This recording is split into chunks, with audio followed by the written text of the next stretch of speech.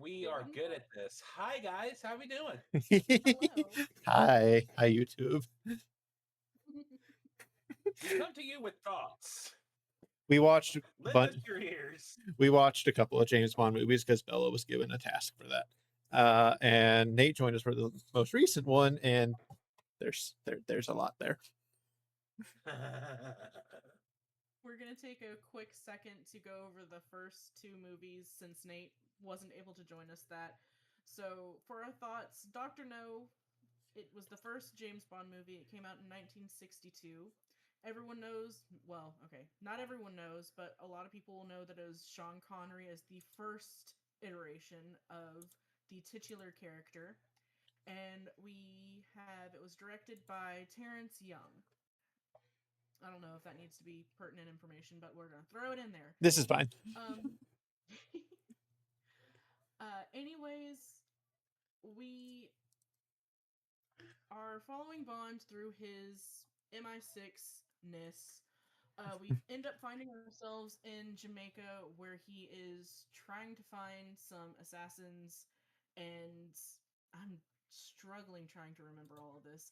He is tracking down Dr. No, who is the main evil character for this one. He is a Through the nuclear scientist, so yeah, which you can so tell that these movies are from the 60s because nuclear has been an ongoing theme with this.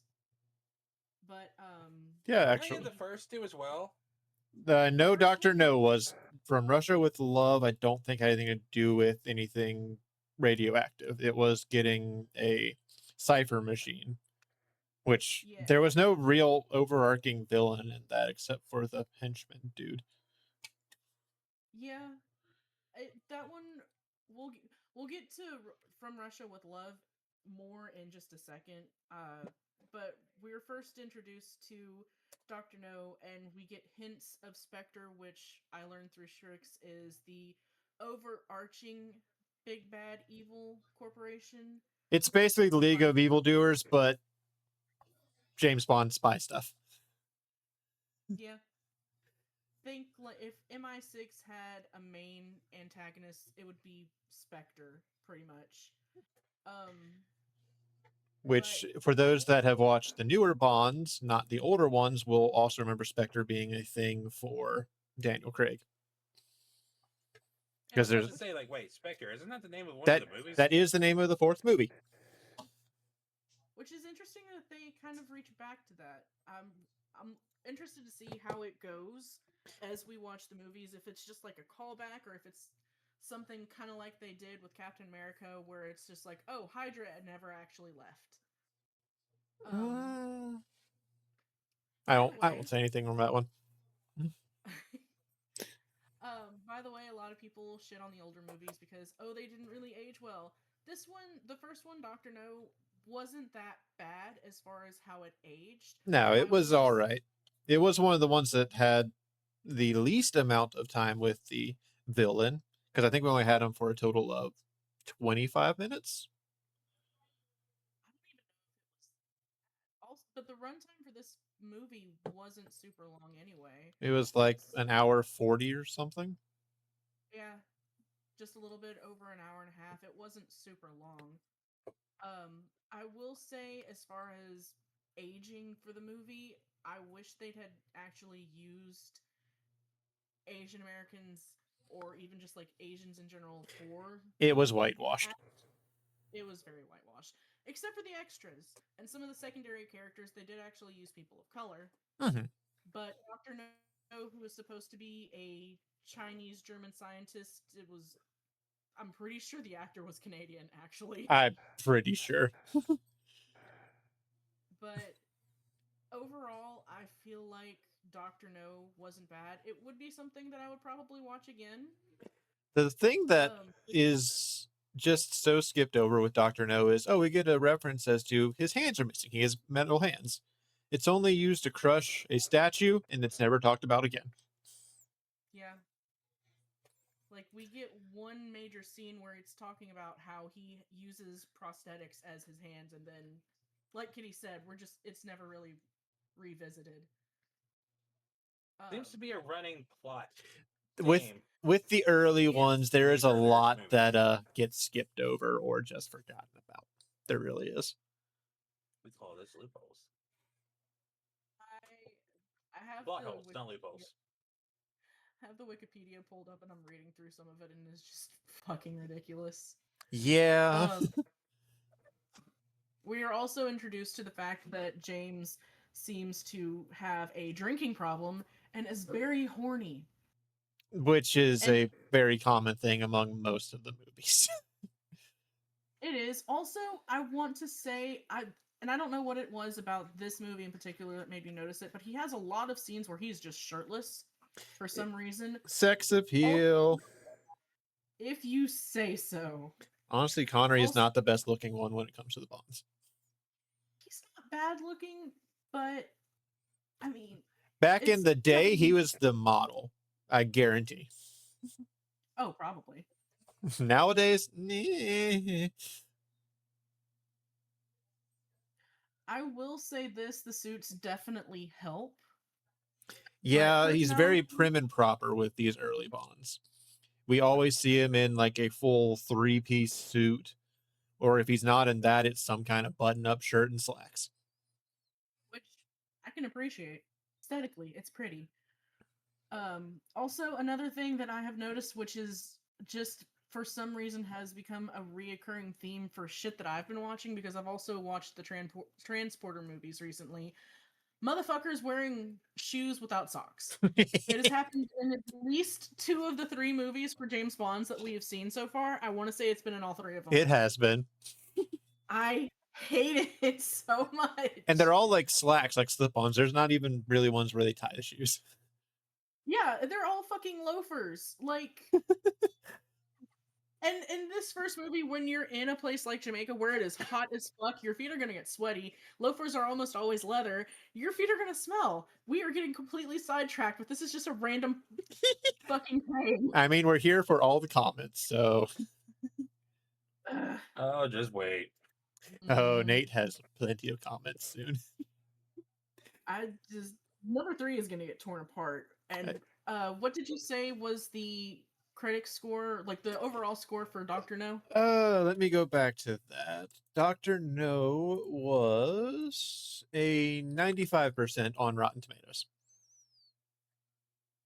I would give it maybe a 90 for me personally. Like it was good, and there was still bits of it that was a product of its time, but it is something that I could probably put on in the background and watch again without like much issue. So, I might do 85. Like it was good, it could have been better, but it was also very much a product of its time. Yeah, back in the 60s where there just wasn't a lot for any kind of CGI things or backdrop stuff, The because you see a lot of times where it's just the painted backdrop and like a thing shown on it. I will take the cheesy backdrops over some of the horrible CGI that we see now, personally. Honestly, yeah. But what would you say that you would rate it as? Um, Now that you've seen it recently, after how long not watching them? Dr. No, I had never actually seen the full thing. I'd seen multiple scenes from it, but never seen the full thing. So, yeah, I'd say an 85, 80, 85. Yeah, so fairly decent, good start for a very infamous franchise, and honestly a good first Infamous and installment. famous, depending on who you're looking at. Infamous Yeah. for the sex appeal. And just all sorts. Yeah. All sorts of reasons. From Russia with Love, honestly, this one seemed like it was all fucking over the place. It was also the most horny one that we have watched so far. It absolutely was. From Russia with Love is 1963. It was also directed by Terrence Young. God, where do we even start? We do actually kind of meet the head of Spectre and some of his little underlings. Which, The head of Spectre. yeah. For those that are in the know for the name of them, it is called called back to later on with Daniel Craig, as because they have the same name for the leader of Spectre. So Oh, so it's it's kind of like how James Bond is a moniker. It's not actually their name. basically, Okay. Well, I knew they called him number 1, but I wasn't sure if we won't get had a his actual name until I think it is You Only Live Twice is when we first hear his name. Diamonds Are So Forever, I that think, is the end of the Spectre saga there. so it's And within I the could next be couple wrong of on that because it's been a while. We'll find out. Yep, we will. Yeah, we're introduced to the head of Spectre, and this is where if you've seen things like Inspector Gadget or even Austin Powers, this is one that was heavily spoofed. It's the stereotypical evil spy guy with the cat in his lap. Yes. Like that's where that originated from. So it was a whole time. We meet some of the underlings and hear some of the plot that they are planning, and then are introduced to essentially the main Bond girl for this one. Natasha And Romanoff, I believe it was. you were That's Black Widow. no, but the fact is they are still so close because her name is Tatiana Romanova. Romanova. Yeah, whatever. I very much didn't care for her. She She's more horny than fucking Bond is.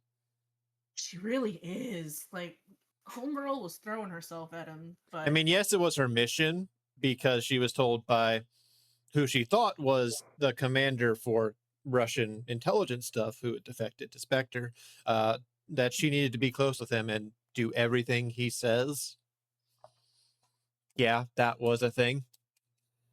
it was a thing, but also she initiated a lot. Yes, yes, she Basically, did. her mission was her whole thing is they were told that she saw a photo of him and she fell madly in love. So Bond had to use his charms to try and get the cipher machine from her. Um, which I'm trying to The see. Lecter cipher for decoding cryptid missives and things between armies and stuff. That's it. I was trying to see if I could find out what the cipher machine was so I could explain it. But you right, that. And it's not just it's not just M6. A couple of other agencies are after one too. MI6 and I CIA are the main ones that we hear about, but we also have the Russians involved with this, and there was one other because it was the Russians versus, oh fuck, it was the country that he went to, Uganda, Istanbul. Istanbul. Yeah, so Turkish stuff. Yeah, yeah, that sounds right. We only watched this movie 2 days ago. I swear, y'all. It was very much a we watched it once and then kind of just forgot about it, which is fine. Yeah, I would say so far this one is the most forgettable, not necessarily in a bad way, but just like it feels like not a lot happens. No, this one And was the weakest in plot line, in my opinion. Technically, Goldfinger has a bad plot line, but at least it's somewhat coherent. For Russia with Love it was not. Goldfinger plotline is definitely more memorable, but we'll get to that one in a second. I feel like okay, the runtime for this one is 115 minutes, so almost 2 full hours. And I want to say a good bulk of that feels like it took place on the train. I know Yes, it didn't, there was a but good like 30 minutes that it was on the fucking train. that was only 30 minutes. I'm pretty sure. Oh, Because we had boat scenes, we had train scenes, we had plenty of stuff with Istanbul and gypsies, which was a fun little thing. I will say use Romani, please. But yes, they do go to a Use Romani what? camp. Oh, Romani. Romani. Sorry. They Yes. called them gypsies in the movie. Yes, and we don't like that term. But to go to that whole thing, we are introduced to the elders of the Romani camp, and they are in the middle of having a skirmish, essentially, between these two women who have fallen in love with the same guy. So they have to duke it out for some fucking reason, according to Romani their culture. yeah, which sounds sus, but okay. It was a plot line thing. Leave it alone. There is a gunfight. Essentially, James Bond saves like one of the head people, and they just decide, all right, you You're get to my son decide. now. In the year, and then Yeah. he gets to choose between the two women that are fighting who he thinks is best suited, and then ends up going to bed with both of them. And suddenly they're no Yeah. longer angry at each other because of him, because penis Yeah, power. like just fine with the other person existing now, and he just like fucking leaves the next day. And we just don't hear anything back. That's an ongoing theme with the Bond girls. If they don't die, we just never see them again. Weirdly enough, Dr. No from Russia with Love does have the same girl in them. That very first one, where it was True. the because in the Sylvia Dr. Sherman. No, it was from him playing poker. And then she is back Yeah. again at the very beginning of From Russia with Love, and they're in a boat on, I think, Italy or something. I don't fucking know. And then he goes to work after, as he's laying with her, waiting on a picnic thing. And then we never see her again. She doesn't exist in Goldfinger. He also has an ongoing kind of flirting thing that he does with Miss Moneypenny, who is M's secretary. Monty Penny is a recurring one as well. Also, another one that's technically a code name because we have Monty Pennies in all different bonds. This is fine. I will say for that one, at least it is a mutual flirtation and banter. So Yes. sometimes I watch them just like fuck with each other. Also, From Russia with Love introduced one of the best characters, Q, our quartermaster, who gives him all of his gadgets. Yes, Q is short for quartermaster. This is fine. That makes sense. I don't remember M if it is a short for something. I just know that they had a lot of letters as M for master. I don't remember that one.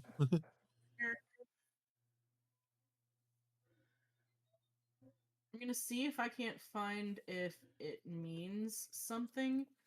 But overall, for the rating for this one, what was the general rating? From Russia with Love on Rotten Tomatoes rated 97%, higher than Dr. No. 7? Okay, that's a choice. I would say I'd give it a 75 personally. Like, it's decent, honestly, but it's not one of the best ones for sure. Yeah, I would definitely say 75 for this one. Like, it's one that you could put on and use for background noise just because it's fine. You just hear a lot of horny. You hear a lot of horny. And I will say this, it is also a lot of like cheesy one-liners and puns. So if that's not something that y'all are okay with, maybe skip Bond, especially in the later iterations where apparently it just cranks that shit up. Well, the middle iterations, I would say. Does it lose some of the corn? And you have with Pierce Brosnan, you have some one-liners and stuff, but it is nowhere near as campy. And then you barely have that in Craig, like every now and then. But his is very much more action. Played overly serious. It looks like Craig is much more action-oriented, and I prefer that. I feel like I'd enjoy that too, because I did enjoy the one we watched. I think that's definitely going to be something that is going to be fun to watch as it evolves through the series. Okay, now for the big bitch. Let's first of all, before we go into that, just so we have a little horny scale thing. So with Dr. No, he had the number of Bond girls. The fact that this needs a scale. Yes. It's a very fair point. We need to have a Bond horniness scale. Because Dr. No had 3 Bond girls, but most of them were very small in the scenes, except for Honey Rider, who was the main one. From Russia with Love.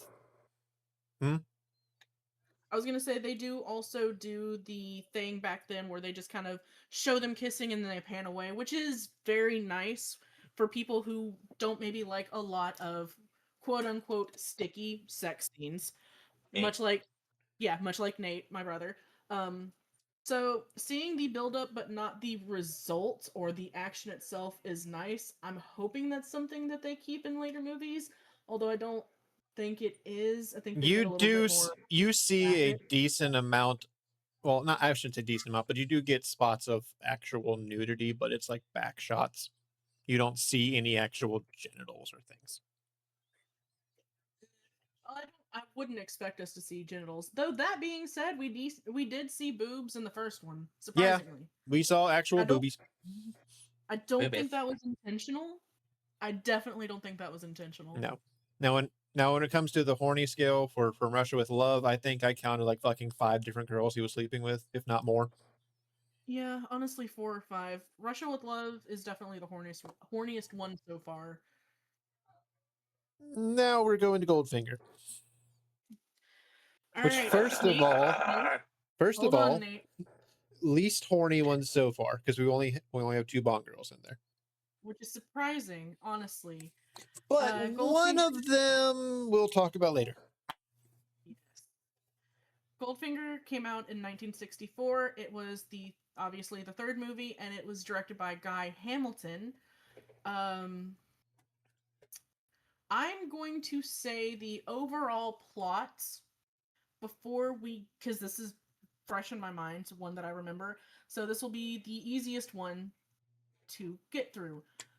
Basically, Goldfinger, who is the Auric villain. Goldfinger is his full name. That is it. Okay, no. Yeah, Auric What was his Goldfinger. first name? Auric. Auric. Auric.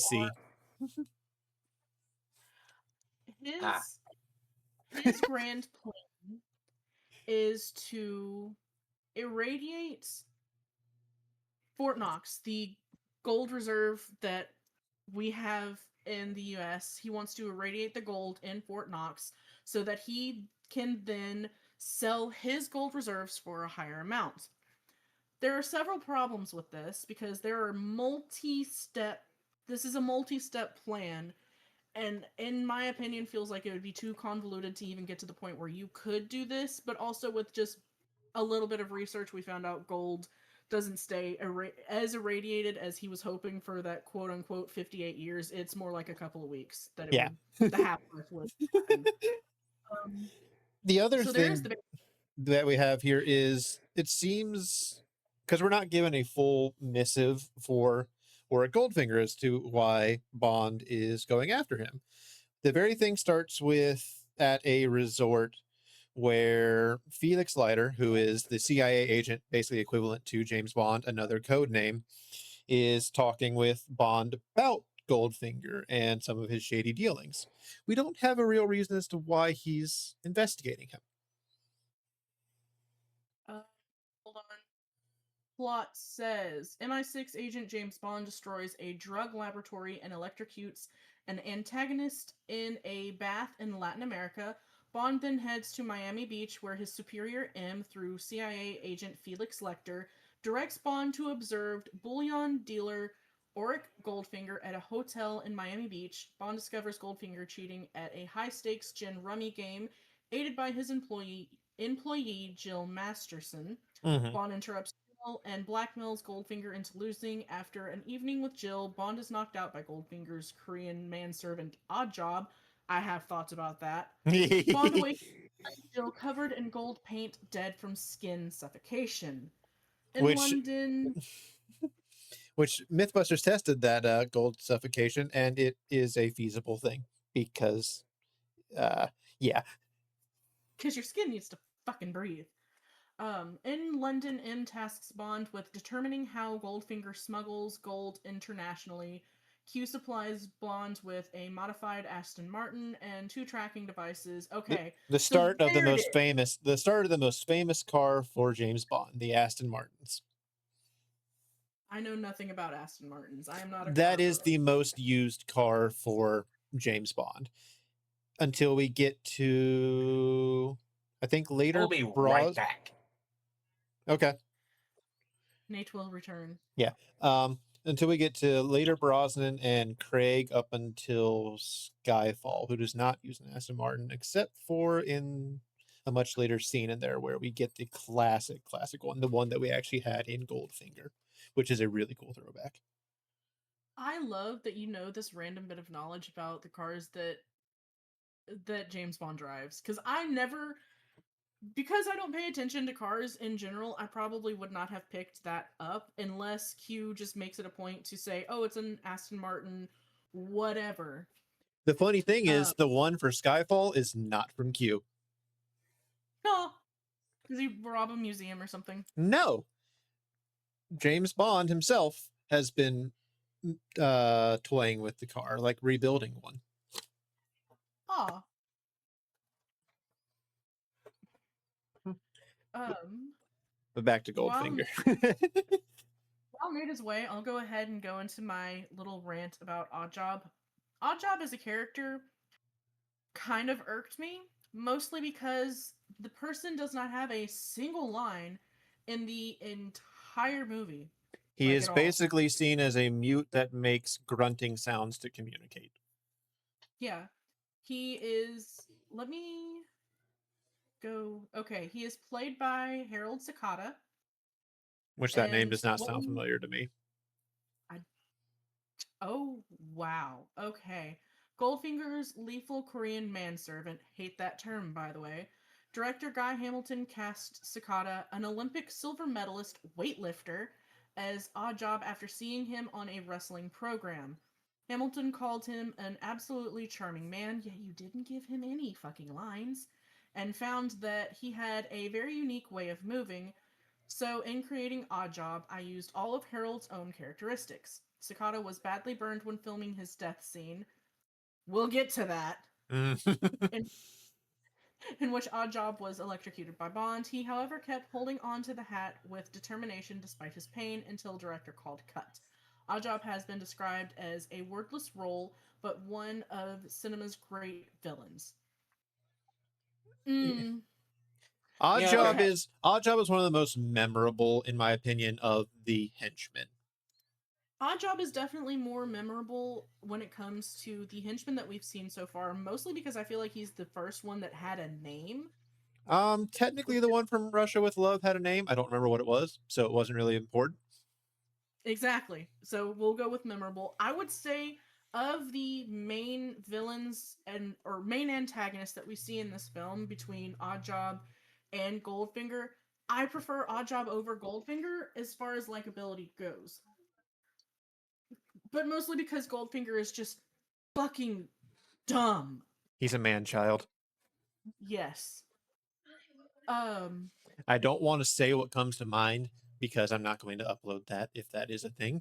But um, he relates to somebody. We'll just say that. Fair. I think I know where you're going with this, and I could definitely see it. Yeah.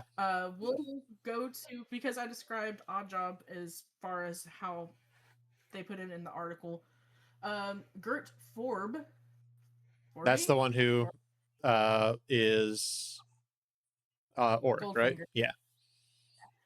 a wealthy, psychopathic man obsessed with gold.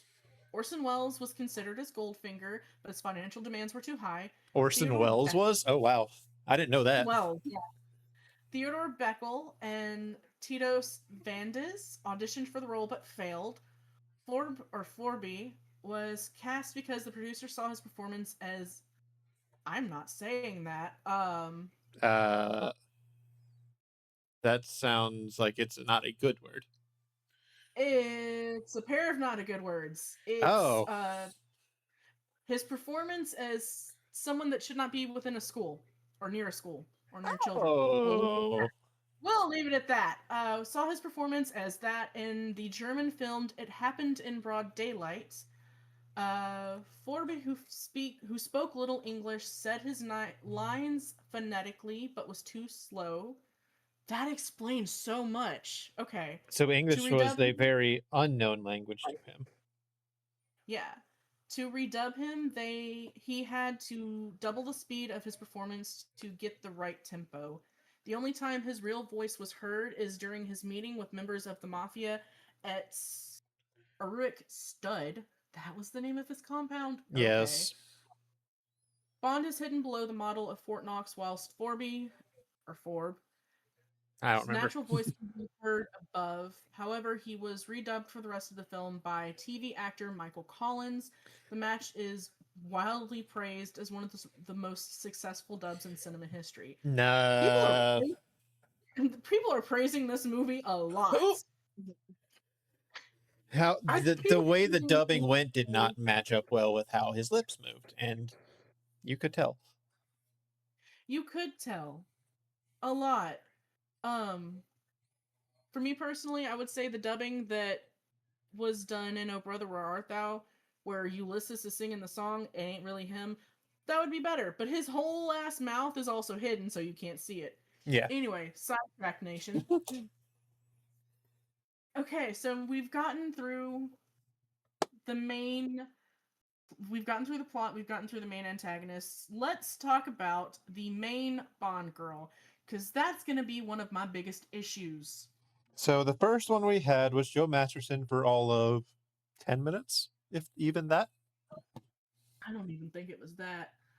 Well, Surprisingly, let's he be said this actually is technical here. There was one before her, but there was nothing going on with her. She got smacked over the head with a fucking bottle. yeah, I think she was a ploy or something to try I and thought that lure was a knife. No, it was a bottle. Yeah, it was a bottle. It was a ploy to lure him into a trap, and she He saw the reflection of the man sneaking up behind him in her eye. gods. Yeah, That should that have I was been red like, flag number one for me. oh, when I saw that, I Um, was like, oh, this is the right run. Okay. yeah, that And what a thing. fucking ride it was. I'm just gonna say this. Fuck this movie. Nate is rating this at like a 5%. If that's generous, I feel like you're rating it at a 0. I'd give it 5% just because Sean Connery, but just oh my god. Fun But fact: Connery Wait, agreed. The actor will Trix, receive. did you read off the ratings for this yet? no, I have No, not we're read the ratings off for this What yet. were they? Rotten Tomatoes gave Goldfinger a 99%. And the People audience? The audience gave it an 89. People were on crack. We'll get to our personal goal ratings in a second because Yes. we got one up. We have a hardcore. lot to talk about. We have a lot to say. She was okay. I don't even remember what the girl in the bathtub was named. She wasn't named. Tracks. Okay. Jill Masterson was the first one that we have any kind of thing of, oh, we've had a sexual relationship with. Well, Yeah. the girl with the bathtub was about to have one, but then, whack. I don't think she was. No, on it because she was mostly a, hey, let's distract this guy so we can knock him out. oh, look, a distraction. But as we And- said with the whole thing of blackmailing Goldfinger into losing a high stakes poker match, that was Jill Masterson having been watching the cards of his opponent, telling him what cards they were holding. So generic cheating. Yep.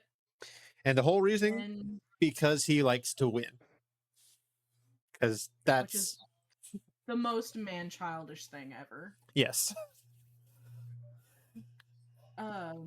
But as we said, she dies very early on because of skin suffocation because she's Painted in latex gold paint. which had they kept that theme throughout the movie that everyone that is killed by Goldfinger is found painted gold, that would have made no sense. No, literally she is the only one that kills directly that is painted in gold. I was about to say, is there any other ones that are shown that he himself killed? Well, okay, it's not even shown that he himself kills her, but like responsible for killing like the entire room of mafia, or even technically it could be argued that one dude, Mr. Solo, that got away, even though it was Oddjob that killed him, he's still kind of directly responsible for it. But no, he doesn't get painted in gold either. He just gets squished. He had a pressing engagement, as the movie said. That's to Trix's chagrin. Chagrin. I find puns is the lowest form of humor, yet I make them myself because I hate myself.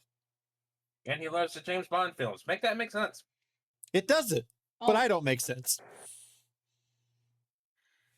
Yes. Fun fact, since we're talking about Mr. Solo and mentioned Man from U.N.C.L., those are connected. Mr. Solo is the lone gangster who refused to take part in Operation Grand Slam, aka the stupid plan that this man had. To The irradiate the surnames- world's gold deposit. Not even the world's, just the nations. Yeah, Just the America's. US. The surname Solo was reused by Ian Fleming when he was briefly involved in creating the character Napoleon Solo for the American TV series The Man from U.N.C.L. Everything is connected.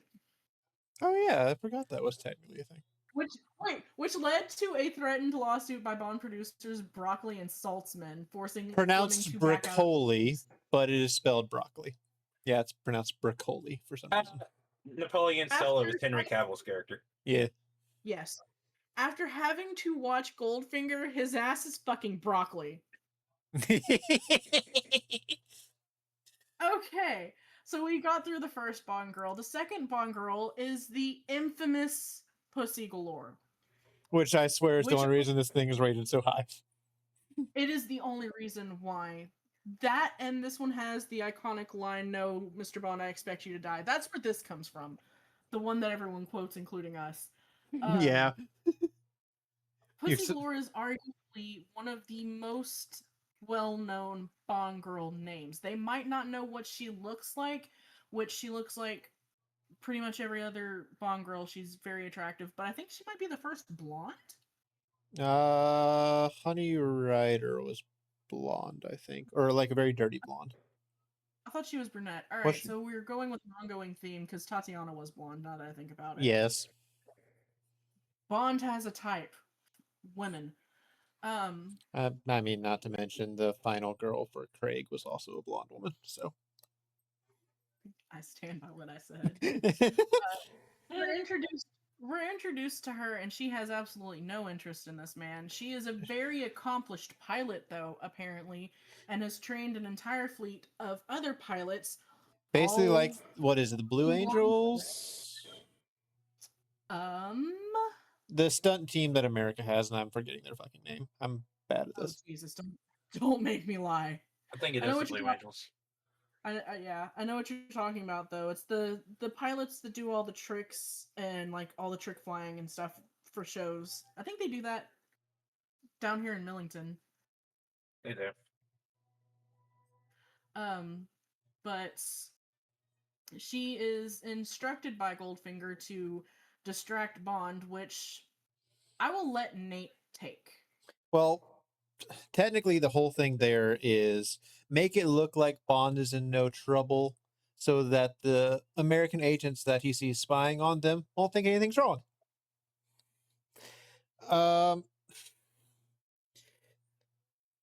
I feel bad because Nate is against a lot of things like this that because I forgot the scene existed. Go ahead. Nate, that one's for you. He forces himself upon her. And it was not consensual. No. Because it's very clearly not, because she is resisting the entire time up until he kisses her, and then all of a sudden we just go to a different scene, and afterwards she has a change of heart because of him and helps out the Americans, and Which yeah. makes the entire thing just so much worse. I hate this movie. And just uses that as like a glorification of James Bond when it should be the opposite. It definitely Like, this one is definitely one that I enjoy the least. for In multiple part reasons, but in part because of the stupid plot, but also very much because of that, because it's played off as she has a change of heart because of his magical plot penis. We later find out that she's the one that actually informed the Americans and M6 of what's going on, and they were able to swoop in and stop the whole she swapped out the from- canisters of the nerve gas for basically inert stuff, and everybody played like they were passed out and dying. And then all of a sudden, once they're inside the gold depository, all the American soldiers pop back up and start firing. And then we get really Yeah. bad fight scenes. which led to like one of the biggest plot holes in this movie that just infuriated me. So James Bond wrote a note saying these are their plans. It's happening here at this time. This is what they're doing. Do your thing. And he sent it with his Locator chip thing. his tracker, and he sent it with Solo, who was then crushed in the car After having been and- shot. Yeah, and then sent back to the farm. So his team never got the note. So how the fuck did they know what was going on where? They did actually surprisingly explain it. That was the throwaway line that they said about Pussy galore. Miss Galore contacting them and telling them the whole thing, and like That must have been when I wasn't paying attention. Or I must You have were not missed paying that, attention but- because that was like a line within the last 10 minutes. It was. I mean, I was watching, but I just. It was Must a have missed throwaway that. line. It was very much a throwaway line. Oh, okay. See, my entire rant just then makes no sense. And No, your rant No, makes it- plenty of sense because if you weren't paying attention, like you weren't, you would miss that line. So it's still a case Yeah. of how the fuck do they know about this? Yeah, because Yeah. no one ever actually said, "How did you know to get here? Like, what happened?"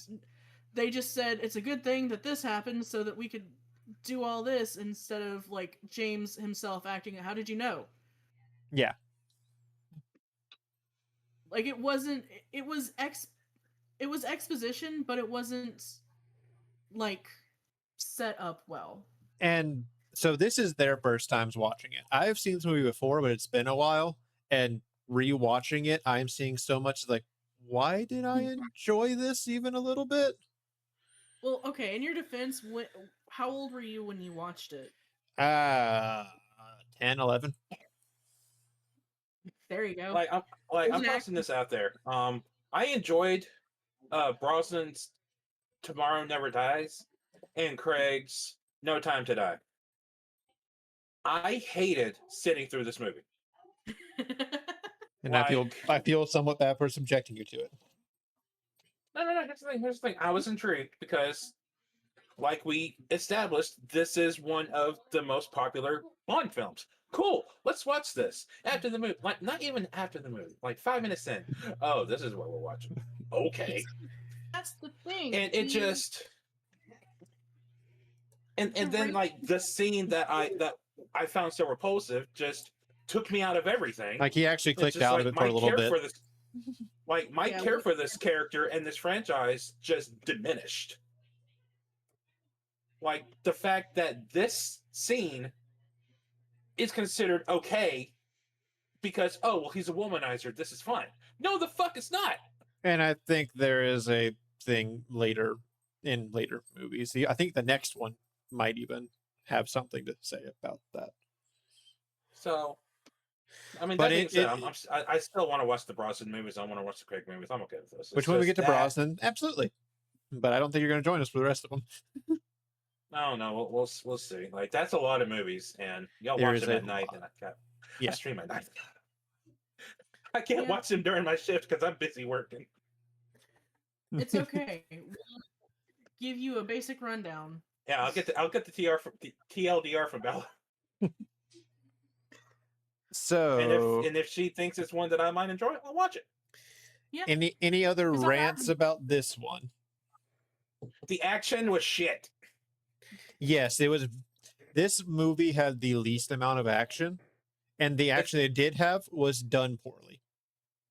Like some of the worst choreographed action scenes, fight scenes. Like it is just so bad. The punches are just. I've seen better fights in westerns from 1940. I will also say that Strix made a mention while we were watching the movie that Goldfinger actually has the most screen time with the villain, and that was entirely too much screen time with this person. Oh my god, 5 minutes is too much screen time for this guy. Nothing against Because the we actor. see him within the first 10 minutes, and we see him. There's very little time that he is not on screen, actually.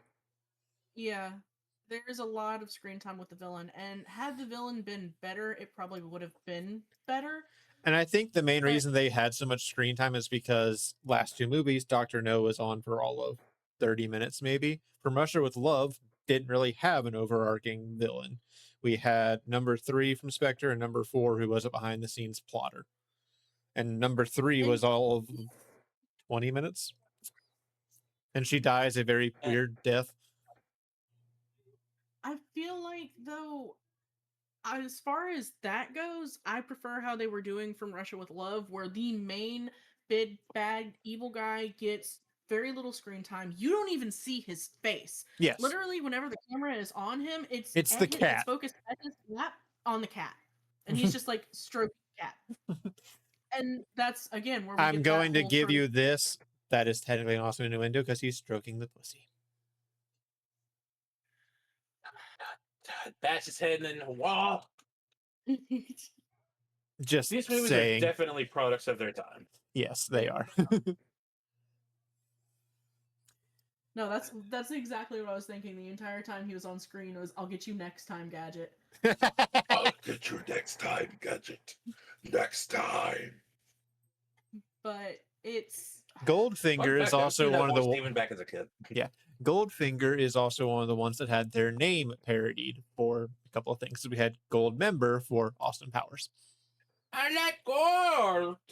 Literally. Yeah. I forgot. Okay. Here's the thing. Gold Member is a better movie than Goldfinger. That's because they lean into. It's not, but they lean so much into the stupidity that it makes it funny. The parody of this movie is better than this movie. Because the parody went in trying to be a goofy guy. This one I genuinely think was trying to be serious, and that's it. Can be done. It can be done where a movie is so bad, but they still try to be serious that it's still kind of good, or at least watchable. This didn't go that way. I would absolutely never watch this movie again. I'm never going to watch this movie again. And I don't blame you. I want to burn this movie from my mind. That's fine. See, I want to pause this rant, and I want to. I know Shrix has said like he enjoyed our rants and are just pissed off. This is his favorite film franchise, and we're just shitting a brick on it. I don't mind, because I know how bad some of the earlier movies can be. They have good points, they have bad points. Some of them, like this one, bad all around. Yeah. Shrix, for the most part, is agreeing with a lot of what we're saying as well. Before I do want to take a special point. Nate, I don't know if you were here when I was reading about the actor that played Oddjob. He was an Olympic gold medal or Olympic silver medalist. Yeah, he was Olympic weightlifting.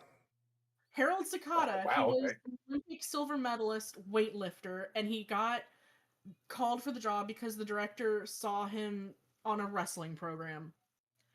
But his death scene, which we are about to get to here in a second, Nate wasn't here for it.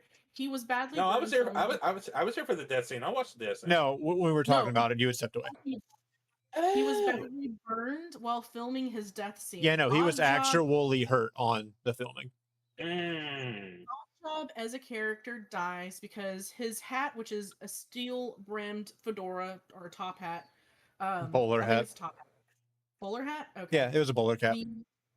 The steel, the brim around it is steel, so he's able to toss it and decapitate people, like statues, but it doesn't decapitate people for some reason. One of the scenes where someone dies, the sister to Jill Matheson, whatever, is hit with this hat that cut a statue's head off, but she still has her head and there's no visible marks on her body or blood or anything. Yeah, no, it just hits her and she dies.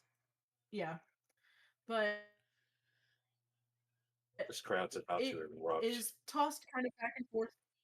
It's tossed kind of back and forth between Oddjob and Bond for a bit before it gets wedged between two metal bars. So a little thing with that, one of the throws ends up cutting some electrical wires that's above a set of bars guarding the gold.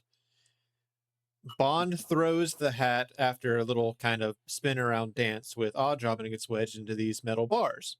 So as Oddjob's going to go and grab the hat, Bond quickly runs over, or rolls over, because that's a fucking thing, grabs the wire, and just shoves it against the metal bars. And that's what kills Oddjob. Causes massive explosion and sparks. It's like, that's not how that works. Yeah. But And I apparently have with the actual filming, the actor for Oddjob got burned because of that. Because, we had actual live electricity going through shit. And Wow. this guy, I have to commend him for like sticking to it, because he held on Until they through said cut. until the director called for cut. He was a Olympic silver medalist weightlifter. They saw him on a wrestling program, so I don't know. Do it, do it, do it, do it. Hold it, hold it, hold it. Yeah. Yeah. He said, Say hi to mama. Yes. My mother is also listening to us rant. Okay. Also, don't mind me. It's happening right now. He has WWE stuff going on. Uh, I'm not see going it. to say what, because dating stuff, but it's fine. While we are on the topic of wrestling, though, he was a wrestler. His ring name was Tosh Togo. Tosh Togo, interesting. Tosh Togo, wrestling primary for various national wrestling alliances, territories as a tag team with Great Togo. So I don't know if it was like a family thing or if they just like wrestled together as like friends. But Harold was not originally his name. It's Toshiyuki Sakata. Okay. And he is Hawaiian. He's Hawaiian. Oh, cool. Yeah. But yeah, he's a wrestler. And That's honestly, really cool. one of the best characters of the movie, even though he has no speaking lines. Which is, again, something that's so dumb. They just, like, did not give this guy any speaking lines. But, what the fuck ever.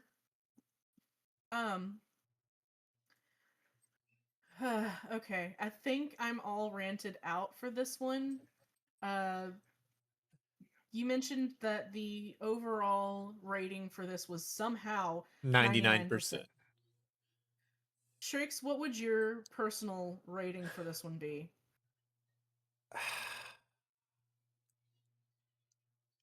Maybe a 30%. Yeah, I With- was gonna be generous and say 50. I was like, no, not 50. Like, Sorry. my original watching of it, I probably would have given it 60, 65. I was also a lot younger. I was like, ooh, this is really cool. Now that I've rewatched it, no, it's a lot lower. I would definitely say somewhere in the 30s. Maybe as Well- low as even 25, just because the plot was dumb. Like, his whole reasoning for doing what he was doing was horribly thought out. The scene in the barn was also just horrible. Yeah. Like, this should not have been a thing. No, it should never have. It should never have gotten to the point where that was in the movie. Like, taking aside the name Pussy Galore in general, I don't know how the fuck that scene got past censors. Because it was the 60s, and I don't think they were anywhere near as prudish.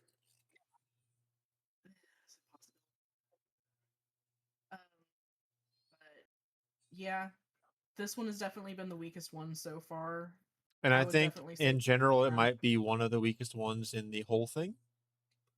Which is wild, because again, it's supposed to be like the The highest ranked. best. It Yeah, is the the highest highest- rated, because we went through all of the Bond movies and their ratings. Yeah, and that makes I don't get it. I don't get it. Nate, you personally, what would you rank it? I don't want to rank it. It doesn't deserve a ranking. It doesn't deserve a ranking. All right, Nate ranks it a 0. Honestly, because of the barn scene, I feel like Nate would rank it a 0 anyway. If it didn't have that specific scene, I'd say 12. A 12%? Like, just the pacing was weird. The acting was, eh. Like the fight scenes and the action scenes and the choreography was abysmal. Let's say the pacing for a lot of these movies have been just kind of eh. Well, considering a lot of these Um, movies take place over maybe 2-3 days. That's fine. So do a lot of movies, and the pacing is significantly better. Yeah. And Sean Connery, respect him as an actor. I don't blame him for the barn scene. I blame the writing. But I think one of the things that held this movie together was Connery. Yeah. I think Connery definitely had a lot of. Oh wow, okay. Completely unrelated to the current topic, but still related to Goldfinger. There's a character called Mr. Ling that I missed entirely when they were going through the entire cast of character. The actor that played him, Burt Kowak, was in a show that I used to really like to watch when I was little, Last of the Summer Wine. He played someone named Entwistle. He was an electrician. Huh. Yeah, it's a cool little thing. The voice actor for Wallace and Gromit was also in it, so that was a Who fun the little fuck thing. was he? Some side No, character. no, not in this. In your show. Okay. Yeah, in Last of the Summer Wine, he was in that. So Nate probably will not join us for as much of these. But the biggest reason for that is you'll watch them at night. Yeah. If we were able to watch them before he went live, he might be able to join us for it. However, But also, that's just a full-time lot of jobs. movies. That is a lot of movies. Yeah. And I'm not ready to make that journey. I kind of want to, at least with you, Bella, after like every 3 or so movies like we did here, just kind of record our thoughts and things on them. If that's fine with you. Hell yeah, I'm 100% down to do that.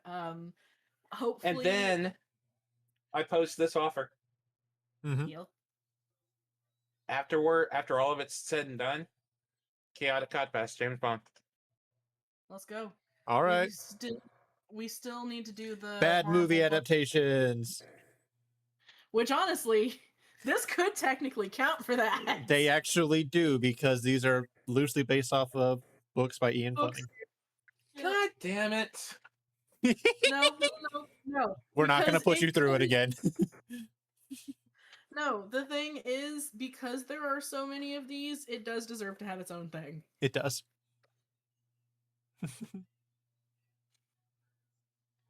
But yeah, we good here? That's the journey so far. The journey so far. What the fuck is happening? And for those that will be seeing this in the future, feel free to comment down below if you have watched these movies, your thoughts on them, and let us know your ratings for the movies. And also, let us preface this. This is our opinion. Yeah, these are our personal opinions. If you enjoyed this movie, awesome. I'm glad that you were able to enjoy it. If not, feel free to put your own critiques or your own trying to think of words, oh lord, defenses for the movie. But also, just in general, let us know what your favorite James Bond movie is and maybe why. Maybe you watched it when you were really little with someone that you like or love, like it was a family favorite and it just brings back really happy memories. Or put your least favorite James Bond movie, and when we get to that, we can just trash it together. It will be a good time.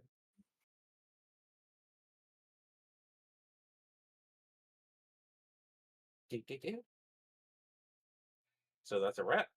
Yeah. Also, if you enjoy us ranting, feel free to hit the like and subscribe buttons and help out the channels. Because got to put those things in. Goodbye, everybody. Yeah, I'm we'll see quiet you on guys this one in the because I next really video. don't have much to contribute to James Bond, but if it's any other topics, let's go. Absolutely. I do want to do more stuff like this. But you guys have a good night, and we'll see you in the next video. Thanks Goodbye.